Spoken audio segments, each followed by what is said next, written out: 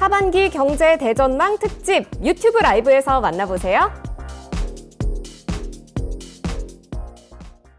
제가 또 마음속 한구석에 약간 좀 걱정되는 부분이 금리예요.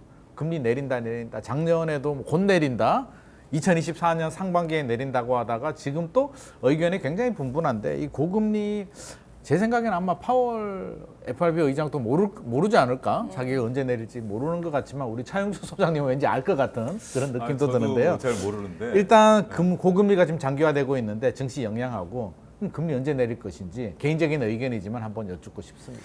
자, 이제 증시를 이원화해서 봐야 된다라고 말씀드릴 수 있겠습니다. 지금 조금 전까지 우리가 이제 긍정적인 얘기를 했죠. 인공지능은 이 AI는 금리와 상관없습니다. 제가 이제 우리가 방송 들어오기 전에 여담을 얘기했지만 금리가 10% 가도 이건 누구든지 투자해야 돼요. 투자 안 하면 무조건 도태되는 그런 상황이기 때문에 이건 금리를 내리든 올리든 인공지능, 그러니까 엔비디아가 흔들리지 않는 이유가 바로 거기 있다라고 저는 말씀드릴 수가 있거든요. 금리와 전혀 상관없는 거죠. 그다음에 이제 화장품과 식품 같은 경우는 금리 영향을 좀 받긴 합니다만 다행스럽게도 이게 굉장히 비싼 게 아니죠.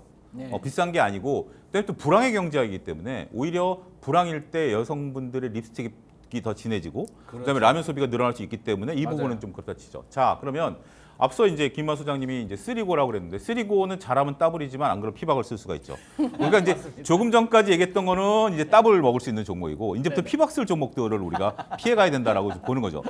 이게 금리가 장기화되면 어떤 게 되냐면 이제 피로감들이 이제 늘어난다라는 거죠. 우리가 이제 아이들을 놀릴 때 가장 짜증나는 게 여기다가 사탕 놓고 이렇게 조금씩 빼면 아이들이 처음에 따라가도 나중에 화내잖아요. 화내죠. 금리를 내린다라고 이렇게 조금씩 오다가 이렇게 조금씩 금리를 내리다가 갑자기 금리 안 내린다 그러면 화나는 거잖아요. 그러니까 처음에 금리를 안 내려도 그래 언젠간 내릴게, 언젠간 내릴 거지. 근데 지금은 또 이래 보니까 증시가 잠깐 화가 났는데 저는 9월 달이 분수령이 될 걸로 보여집니다. 왜냐하면 말씀하신 것처럼 지금 파월 의장도 지표를 보고 얘기하기 때문에 그도 단언할 수는 없어요. 단 제가 9월에 무게중심을 나름대로 두는 이유 중에 하나는 11월에 미국의 대선이 있는데 역대급 대선에서 금리 인하기에는 여당이 이겼고 금리가 동결이나 상승기에는 야당이 이겼거든요. 근데 지금 이제 바이든 대통령과 트럼프 전 대통령의 지지율이 그나마 바이든이 많이 쫓아왔어요. 그런 상황에서 쓸 수 있는 정치적인 카드는 금리 인하 카드예요. 만약 여기서 안 쓰면 12월로 넘어가게 되면 대선 끝나버리는 거거든요. 그렇기 때문에 저는 정치공학적인 부분들이 작용하면서 9월에 일단은 한번 신용이라도 할 가능성이 있지 않겠는가라는 게 첫 번째고요. 그 다음에 이제 그 다음부터 이제 금리가 내려가는 거는 속도가 좀 더딜 수가 있어요. 근데 이게 어떤 문제를 이야기하냐면 우리가 2008년 서브프라임 사태를 여러분들이 기억하실 겁니다. 근데 2008년 서브프라임이 왜 일어났냐면 미국이 2004년서부터 2006년까지 금리를 올렸었습니다. 그러다가 2006년서부터 서브프라임 때까지 금리를 유지했어요. 금리를 유지한 지 1년 반 뒤에 서브프라임 사태가 터진 거죠. 지금 이제 금리를 유지하고 있는 기간이 되다 보니까 미국의 이제 상업용 부동산, 우리나라 PF 대출, 그다음에 자영업자 대출 이런 것들이 지금 계속해서 거론되고 있는 겁니다. 이런 것들이 한계점에 도달할 수밖에 없다라는 거죠.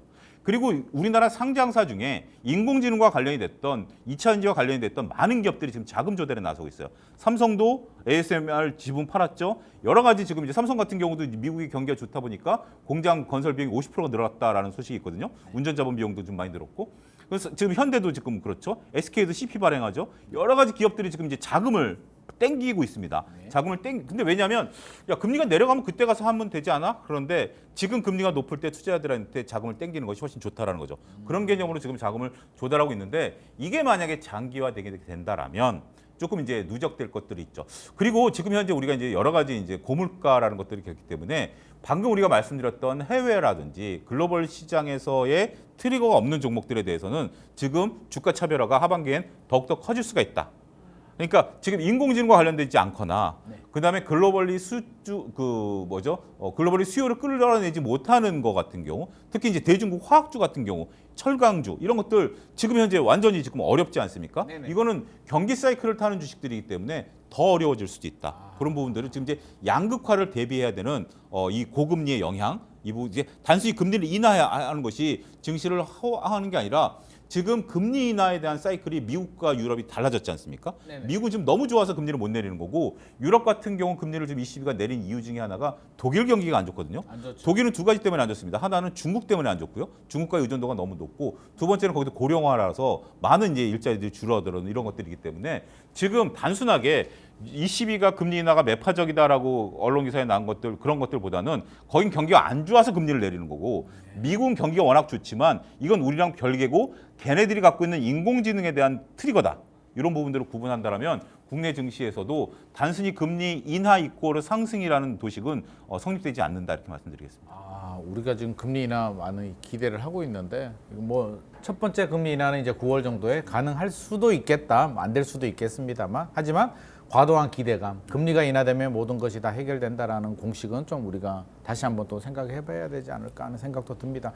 자, 금리와 더불어 또 하나의 또 저는 변수라고 볼 수가 있을 것 같은데요. 미국의 이제 고용 지표 너무 좋잖아요. 호조로 원달러 환율이 다시 오르고 있습니다. 강달러인데 이 흐름이 우리 투자 흐름에 어떤 영향을 주게 될지 박상재 앵커님께서 말씀을 해주시죠. 이 고용 지표가 사실은 거의 완전 고용 상태였잖아요. 네네. 그래서 이 연준에서도 물가랑 고용 보겠다 했는데 근래 들어서 고용 지표가 사실은 다 좋은 건 아니고요. 좋은 것도 있고 안 좋은 것도 있습니다. 워낙에 고용 지표가 여러 가지여가지고 근데 근래 원달러 환율 결론부터 말씀드리면은 현재 촬영일자 기준으로는 1,370원대 중후반에서 움직임을 나타내고 있습니다. 그러면 그동안에 이 레벨대가 확 와닿지는 않으실 텐데요. 흐름을 보자면은 연초에는 1,300원 선 하회하면서 출발했습니다. 네. 그때 1,290원대였는데 왜 그랬냐? 그때 분위기를 다시 떠올려 보시면 작년 말이나 올해 초까지만 하더라도 내년 되면 금리 바로 인하할 것 같아. 3월 되면 할 것 같아. 6월 되면 할 것 같아. 이랬었잖아요. 네네. 그래서 그때까지만 하더라도 1,300원 하회를 했는데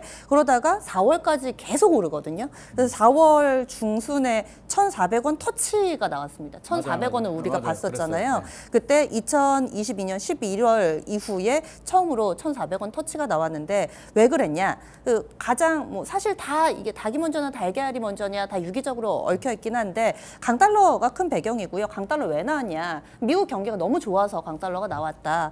이 소매 판매 데이터가 너무 좋게 나와서 사실 좀 꺾일 거면 꺾여줘야지 금리도 인하하고 할 텐데 이 부분들이 영향을 좀 미쳤다 이런 얘기 있고요. 그리고 당시에 지정학적 리스크 여기에 중동 지정학적 리스크가 한몫하면서 원달러 환율이 꾸준히 오름세를 나타낸 것으로 이야기가 나오고 있습니다. 물론 1,400원 선에서 더 뚫고 올라가지 않은 이유는 당시 정부가 급하게 구두 개입을 해가지고요. 맞아요. 그래서 살짝 꺾이기는 했는데 지금 레벨대 자체가 높아져서 현재 한 5월부터는 1,340원에서 1,380원 이 밴드 자체가 약간 상향 조정돼 있는 상태예요.